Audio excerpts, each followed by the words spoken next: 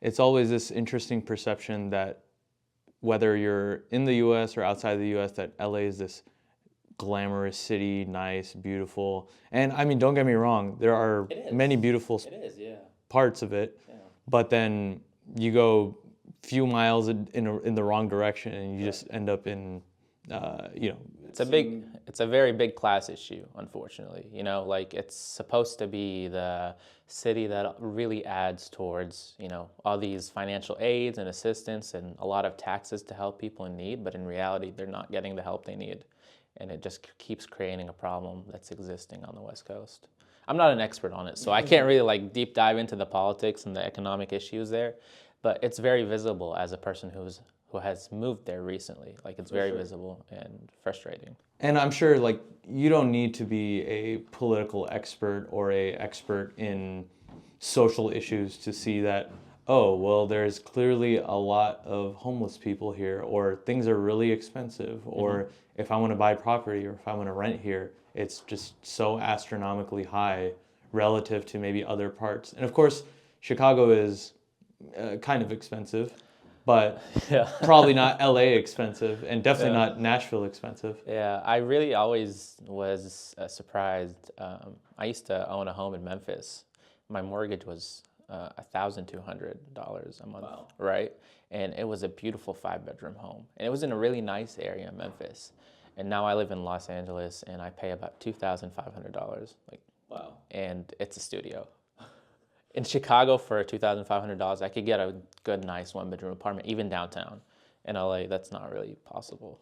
So I guess is rent and cost of living kind of the main con of LA? What would you say is kind of the pro that you've seen from your So time pro is like, again, it's not all bad, right? Like pro is LA is a wonderful foodie city. I really enjoy trying new foods. I mentioned before, I have a list of top 10 cuisines. I go up to 20 if I need to, right?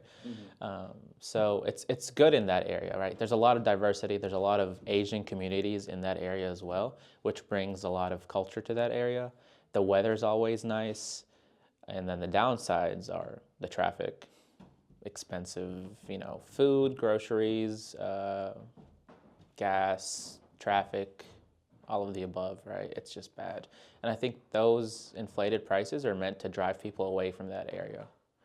And there's not really good public transportation around, so it's hard for people to get around, which adds to the traffic. And it's a system not built for the average American. It's a system built for the wealthy, right? So that's how you have people like having private helicopters go in and out of their homes because there is traffic and they can afford to do that. Wow. While the average American is stuck in traffic for 5 miles for like 45 minutes or an hour, right? So what brought you to LA then, and what's keeping you there? Well, right now I'm part of a really exciting project. It's actually like in the medical device world is what we like to call us landing on the moon. It's we're making an artificial heart. So previously there have been other artificial hearts on the market, but they kind of mimic the heart's way of beating, right? So it does the boop boop, like the lub dub sound is what we like to call it. So it actually beats. And those have been tested for a while and they've been found to only be successful for about 3 months. And then you would need to go out and get another heart transplant, right? It's just like a device that you use for a short period of time. And this is not to be confused like LVADs. And that's like what's very common for people with heart failure. So the difference between an artificial heart and an LVAD is that one is a small tube that you place on the heart to help with the blood flow and the circulation. The other one is a complete replacement of the heart. Wow. So what we're doing is we're actually taking out the patient's heart and we're putting in what I like to call a mechanical engine, but without the exhaust and the whole pistons and whatnot. It actually works on a concept called magnetic levitation. And it's where like a rotor spins and it actually mimics like the heart sound that I mentioned, the lub dub sound.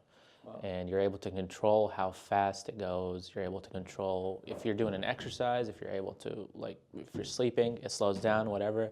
And what we found is that surgeons actually, in patients, like when we're doing like some human factors, which is like when we go gather people's input, we found that people didn't like the silence. So we added that little heartbeat into it. Oh, so the heartbeat itself is not necessary for the machine to work? Yeah, we added it for the aspect of the human, for humans to be comfortable with it, right? Because it was too robotic at that point. Right. But alhamdulillah, it's going really well. Really excited to be part of it. I did join the project pretty late, but I did contribute to some pretty large milestones, and inshallah, I'll continue contributing towards that. That's why I moved out there, yeah, right? So, because I was chasing that dream of becoming the first to be, part of landing on the moon, is what we like to say. Well, I mean, it sounds like a very fascinating and almost revolutionary, not almost, it is a very revolutionary idea that when it comes to, humans in general, there's organ donors that have to wait for such a long time to get different organs. And sometimes it's not even a match. But if you can build a organ out of, machines and do the same function, then that's It's amazing. actually like really bad in that area, right? Every year, I think we have 100,000 people in the United States that do need full-on heart transplants, and we only have 3,000 matching donors. Wow. So every year we are condemning, and I don't say this as like we have enabled the system. It's the unfortunate reality, right? About 97,000 people lose their lives in the United States alone for this. So this is a problem that's supposed to help, extend the lifespan of people for an additional 10 years. Hopefully that's what we're trying to get to, right? There's certain phases that you have to pass to get there. The FDA is very rigorous in its testing and their requirements. And I'm glad they are, right? Because we're putting this in people. We want to make sure it's really good. That's why when people came out and they were like, COVID-19 vaccines, I don't know, man, that's giving us autism and it's making us, whatever. It's adding us on the spectrum of things. I'm just like, do you know how much in the vaccine of that goes into testing, and how much verification and requirements and how much peer research is conducted on that end? It's insane. It actually takes so much time and so much effort to get something to the finish line.